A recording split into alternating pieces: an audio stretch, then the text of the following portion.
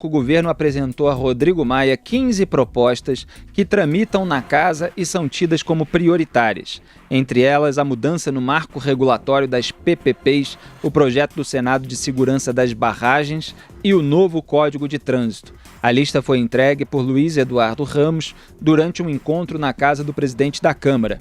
A reunião cordial durou cerca de 40 minutos logo após o ministro ter desembarcado em Brasília depois de agenda no Rio de Janeiro com a atriz Regina Duarte. Nesses 3 projetos, Maia indicou que poderá dar seguimento. Do Código de Trânsito, a ideia do governo é a seguinte: mesmo que o texto seja alterado, o importante é analisar logo. Mas uma dessas 15, segundo o Estadão, é a PEC que põe fim à inscrição obrigatória de profissionais em conselhos de classe. Aspas para o jornal: a medida esvaziaria, por exemplo, a OAB, presidida por Felipe Santa Cruz. Não deve rolar. Fecho aspas. Zé Maria Trindade, o que você acompanhou disso aí, Zé? Olha, Felipe, há uma divergência ali de agendas entre o presidente da Câmara, Rodrigo Maia, e o presidente Jair Bolsonaro. Houve várias reuniões aqui com aliados ali sugerindo. Bolsonaro saiu lá do Palácio da Alvorada. Num domingo foi se encontrar com o Rodrigo Maia, conversaram e tal. Mas é que o Rodrigo Maia está agora com o projeto de se reeleger como presidente da Câmara.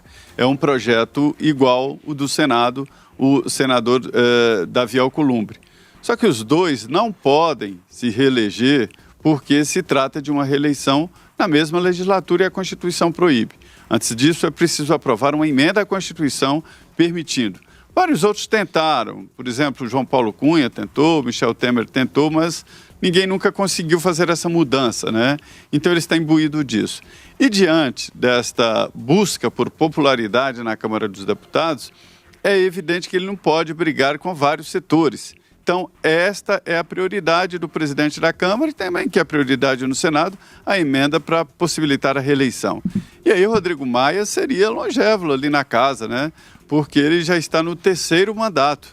Ele foi eleito no mandato tampão, aí convenceu, fez uma reacomodação do regimento, dizendo que ele não teve mandato, mas o mandato tampão foi reeleito. E agora a reeleição possível por se tratar de legislatura diferente, que também é uma reinterpretação da Constituição que proíbe a reeleição na Câmara. Então o que acontece? Essas agendas pouco vão interferir na decisão do presidente da Câmara dos Deputados. Eles já estão montando as suas agendas, né? A reforma tributária, que na verdade não é reforma tributária, é uma simplificação tributária. Não querem votar a reforma administrativa apresentada pelo presidente Jair Bolsonaro. Isso eu já estou antecipando, porque recentemente eu ouvi pessoas que falaram que o Rodrigo Maia não gostou da decisão do presidente Jair Bolsonaro, que entregou a reforma administrativa no Senado e não registrou, porque se o presidente entrega ao Congresso, tem que entrar pela Câmara, e decidiu articular a entrada pelo Senado. Então, assim, as prioridades do Congresso não são as mesmas prioridades dos presidentes da Câmara e Senado. Isso está escrito. E do país, né? Cadê as reformas, as outras? Como é que estão, Zé?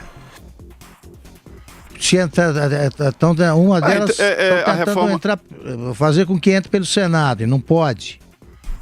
É isso? Não, pode. Isso, pode. Deixa eu te explicar. Tá. Não, eu quero aí. O presidente da República, quando apresenta uma... É isso mesmo. Um presidente da República, quando apresenta uma proposta de lei ao Congresso Nacional, ela automaticamente entra pela Câmara dos Deputados. Isso. Aí o que o presidente Jair Bolsonaro fez com a reforma administrativa? Ele levou os projetos ao presidente do Senado e os projetos foram assinados pelo presidente do Senado, ou seja, iniciativa oficialmente dos senadores. Isso foi interpretado na Câmara como uma manobra para isolar deputados. E ninguém pensa no país, pensa nessas coisinhas, nessas disputas pessoais. Muito bem, vamos para a pauta número 6, a pesquisa CNT.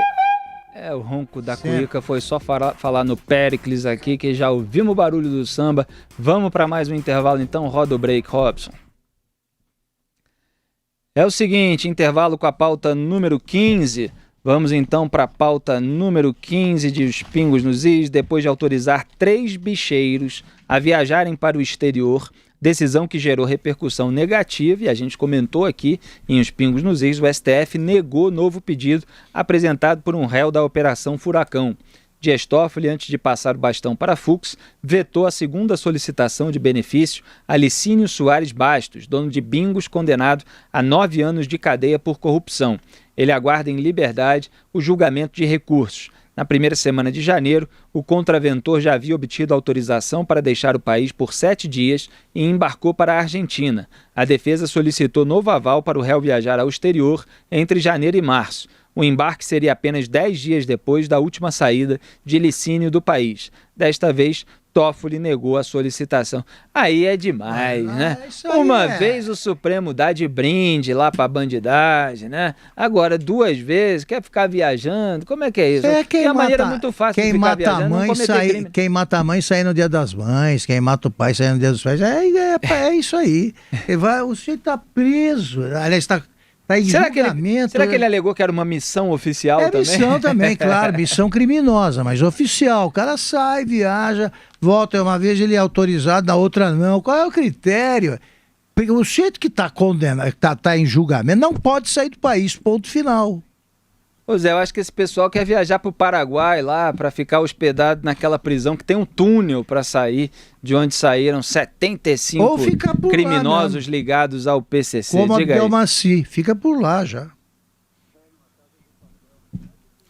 Numa casa de papel. Mais do que investigado ou julgar, ele já está condenado. Só não foi preso diante dessas decisões para beneficiar políticos e que todo mundo vai atrás, que só é preso depois do transitado em julgado.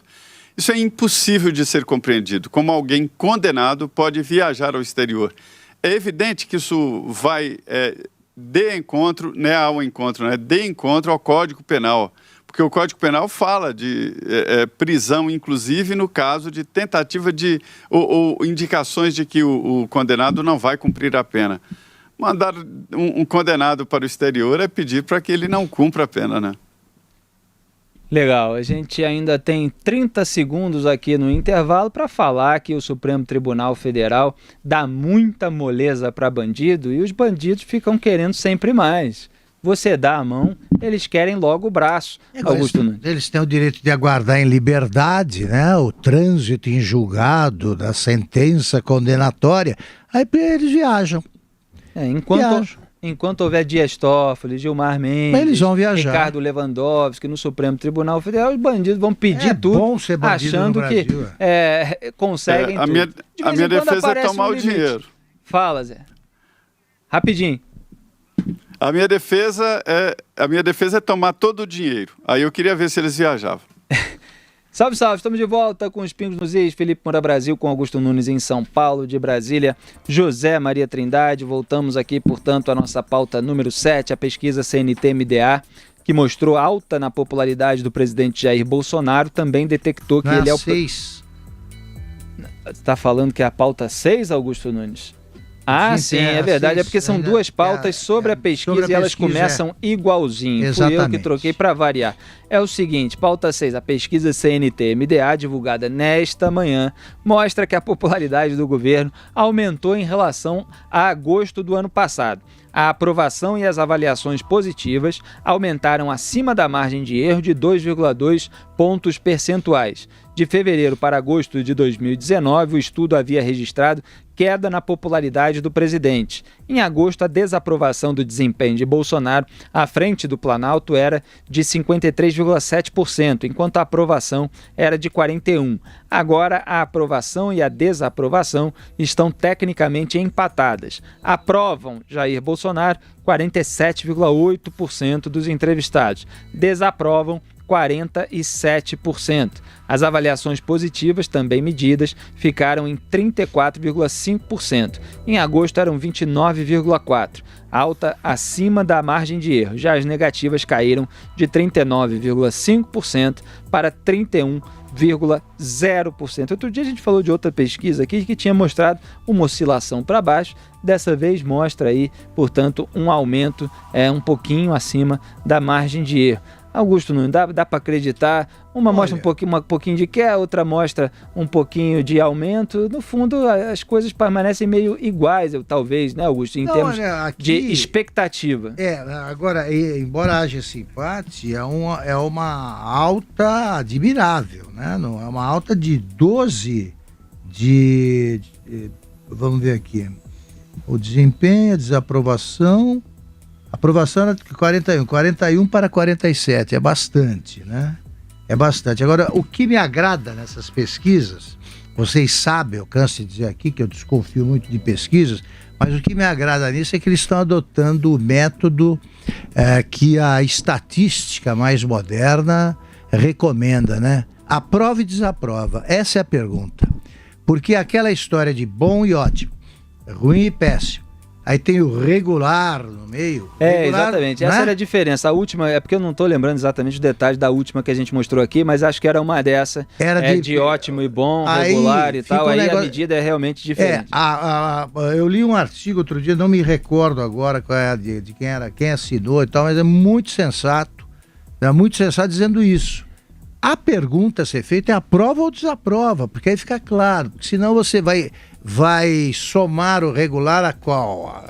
Quantos qual é o número de eleitores que dizem que o governo é regular, que estão mais para achar bom ou mais para ruim? Nunca se saberá. Nunca se sabe. O aprova e desaprova resolve a questão. Tá meio a meio.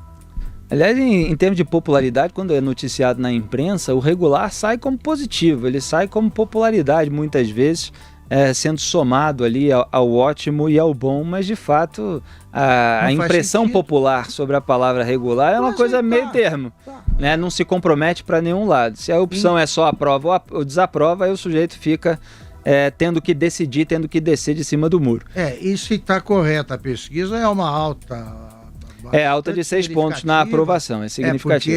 Porque vários problemas foram enfrentados, né, pelo governo nesse período, de agosto para cá, e eu acho que isso aí, confirmados esses dados, isso daí também é o efeito da recuperação econômica esboçada, né, no Brasil no final do ano. Sem dúvida, e o Paulo Guedes tem lá vendido, aqui sem... nenhum demérito, o otimismo dele para a recuperação econômica no Brasil, lá em Davos, né, justamente para atrair investidores, e é claro que ele está fazendo aí um bom trabalho com a aprovação das reforma da Previdência, que foi apoiada pela Jovem Pan e que gera uma expectativa de crescimento. Não foi em 2019 um crescimento tão alto como algumas pessoas esperaram, mas está melhorando, obviamente, em relação aos governos do PT que deixaram o Brasil no fundo do poço. Zé Maria Trindade. Pois é, eu dizia aqui naquela pesquisa da CNI, né, que o regular é aquele menino que passou de ano com 5,5, 6, passou de ano, mas com nota azul, né? Então eu sempre somei, mas geralmente ninguém soma. Essa pesquisa, ela é muito importante pelo momento, né, o novo momento do governo Bolsonaro, e mostra, primeiro, a última pesquisa da CNA indicava que o presidente estava caindo na popularidade. E vocês têm toda a razão. Acho que pesquisa, nesse momento, não é de medir para lá ou para cá, mas medir, e aí, aprova ou não, como está o governo? Só a percepção, né? O sentimento ali do cidadão, o sentimento das pessoas, não do eleitor. Não é uma pesquisa, nesse caso aqui, para falar de eleição, mas sim de governo. E geralmente se pode separar uma coisa da outra. E aí a gente vê que a percepção subiu e subiu acima da margem de erro. Isso é muito importante. Primeiro, parou de cair. A tendência era de queda da popularidade do governo do presidente Jair Bolsonaro. E agora estabilizou na última, né? E essa agora deu uma indicação de que está crescendo. Já é a percepção positiva da economia que deu bons resultados. É evidente que não será uma mudança tão brusca, eu até desconfiaria se fosse assim, mas na minha opinião isso é muito um fator positivo. Muito bem, a gente passa então para a pauta número 8. O Lula vai retomar suas viagens pelo país nesta quinta-feira. O ex-presidiário... Outro. O pessoal gosta de viajar, os bandidos gostam de viajar. O ex-presidiário condenado participa do encontro da Coordenação Nacional do MST na cidade de Sarzedo. O petista também vai a um seminário organizado pelo Movimento dos Atingidos por Barragens em Betim. Lula continua aí fazendo a sua caravana e ele gosta mesmo, Augusto Nunes, é de falar para a claque, é de falar para a militância petista. Então, provavelmente, nessas viagens dele por aí, deve haver já toda uma preparação, todo um cuidado para parecer que ele é muito querido pelos brasileiros e está circulando à vontade, quando não foi isso que a gente viu logo depois que ele saiu da cadeia. Ele foi, se eu não me engano, para Paraty, lá no Rio de Janeiro, o pessoal foi lá na porta da casa chamar de ladrão, já foi vaiado aí em vários lugares, não anda mais pelo Brasil com a tranquilidade com que andava 15 anos atrás. Desde aquela vaia histórica na abertura dos Jogos Pan-Americanos do Rio de Janeiro em 2007, o Lula só fala para plateias amestradas. Só. Fala, Zé Maria. Ele, inclusive, foi aconselhado a não andar. Eu fiquei sabendo que havia um movimento ali de irritação no judiciário, entre o Ministério Público, de que ele aproveitava essas viagens para atacar o judiciário. E ele, de certa forma, fazendo assim, estava agredindo quem está julgando ele. Isso seria o motivo para a prisão preventiva. Poderia ser ali equivalente a aliciar testemunhas, ou ameaçar julgadores e testemunhas, e isso poderia ser configurado assim. Aí ele deu um tempo, agora vamos ver aí a postura dele nessas viagens, que são viagens mesmo. Essa história aí do movimento dos atingidos por barragens, a origem disso aí nem é barragem que foi arrebentada e tal, mas as barragens que enchem de água terrenos que acabam prejudicando pessoas e deixam pessoas realmente em dificuldade. Essa é a origem do movimento. Não tem nada a ver com Brumadinho, esse crime horroroso cometido pela Vale. Isso aí é se aproveitar de dificuldades e de tragédias na tentativa de um crescimento político. Legal, Zé Maria. Nós estamos falando do Lula porque ele também apareceu na pesquisa CNT-MDA. Ela mostrou, essa mesma pesquisa que mostrou alta na popularidade do presidente Jair Bolsonaro, também detectou que ele, o presidente, é o primeiro colocado na intenção de voto espontânea. Perguntados em quem votariam para presidente se a eleição de 2022 fosse hoje, 29,1% disseram que em Bolsonaro e o Lula teve 17%. Pesquisa espontânea é uma modalidade em que o entrevistador não fornece uma lista com nomes de candidatos. O eleitor declara voto em quem quiser. O terceiro colocado, Ciro Gomes, ficou em patamar bem mais baixo que os dois que encabeçam as intenções. 3,5% apenas para o Ciro. Portanto, vou repetir, Bolsonaro 29,1%, Lula 17%, Ciro 3,5%. Ele é seguido pelo ministro Sérgio Moro com 2,4%. Candidato em 2018 pelo PT, o ex-prefeito de São Paulo, Fernando Haddad, aparece na quinta colocação com 2,3%. Apontado como possível candidato em 2020, o apresentador de TV Luciano Huck figura na sétima colocação com 0,5% das intenções de voto. Essa notícia, Augusto, é bom chamar a atenção para esse fato, que aí chega o pessoal e fala, o Moro só 2,4%, olha aí e tal. É uma pesquisa espontânea. Então as pessoas respondem sem ter nenhuma lista, sem ter nomes. Então elas vão pensar, obviamente, naqueles que costumam se candidatar. Que acham naqueles que será candidato. Naqueles que as pessoas acham que será candidato. É claro que o resultado do Sérgio Moro seria diferente, não vou dizer aqui quanto seria, mas seria diferente se a pessoa recebesse uma cartela com o nome dele.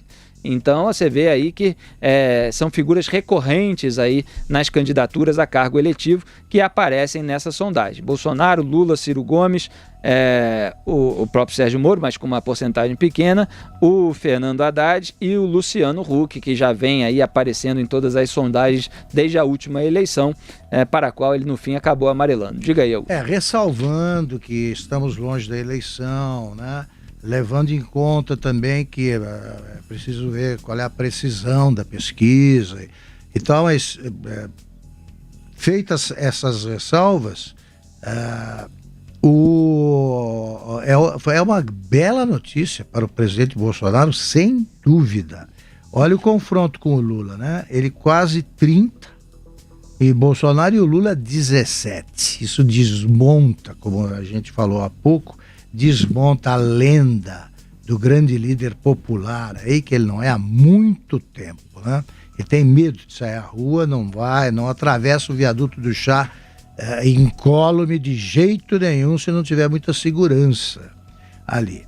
E o Ciro tá do tamanho dele, é isso aí também, e o Haddad é o tamanho do poste que ele tem como poste. Quando ele se fantasia de Lula, ele cresce mais. Mas é poste, e o Bolsonaro está vencendo o confronto com o Lula. A estratégia dele é forçar a polarização com o PT, né? Também por isso é uma notícia alvissareira para o presidente da República. Fala, Zé Maria.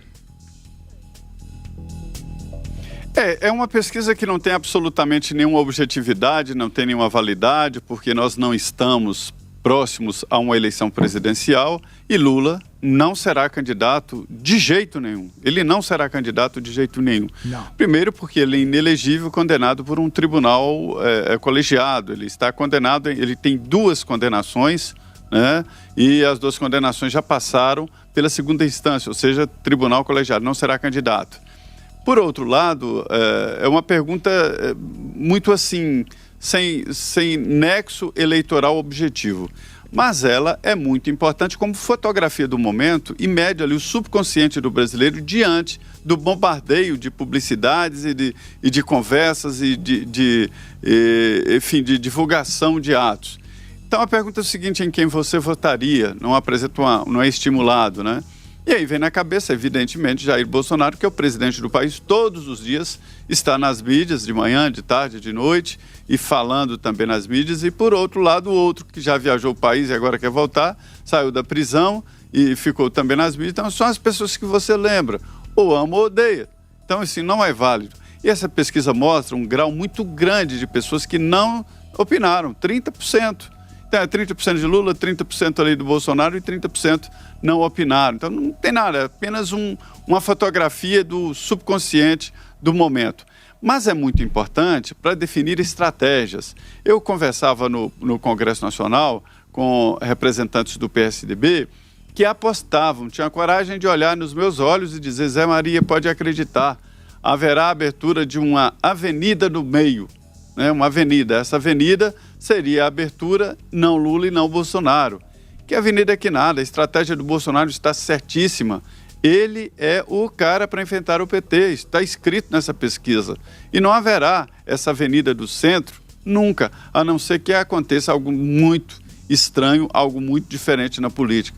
Então é uma fotografia do momento, sim, e do que pensa. É a fotografia do subconsciente do eleitor brasileiro, mas não tem nenhuma validade para a disputa eleitoral. Lula não será candidato. Pauta número 9. Ao sair do Palácio da Alvorada na manhã de hoje, o presidente Jair Bolsonaro se recusou a dar entrevista para os jornalistas. Ele justificou a decisão se baseando na divulgação do relatório anual de violência contra jornalistas e liberdade de imprensa no Brasil, da Federação Nacional de Jornalistas. Temos um trecho aí, Robson. Pode soltar. Eu quero falar com vocês, mas a Associação Nacional de Jornalismo diz que quando eu falo, eu agrido vocês. Então, como eu sou uma pessoa da paz, não vou dar entrevista. Regina Duarte. Que horas o senhor encontra a Regina Duarte, presidente? Eu não posso agredir vocês aí. Presidente. Manda tirar o processo que eu volto a conversar Que com horas é o encontro? Presidente, o processo não é a gente que encaminha, presidente. Como vai mandar tirar?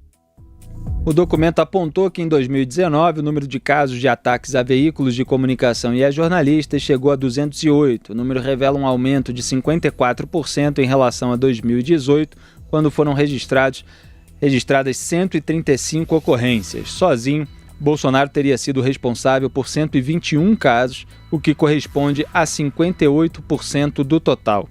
Zé Maria Trindade, o que você achou aí dessa declaração do presidente da República?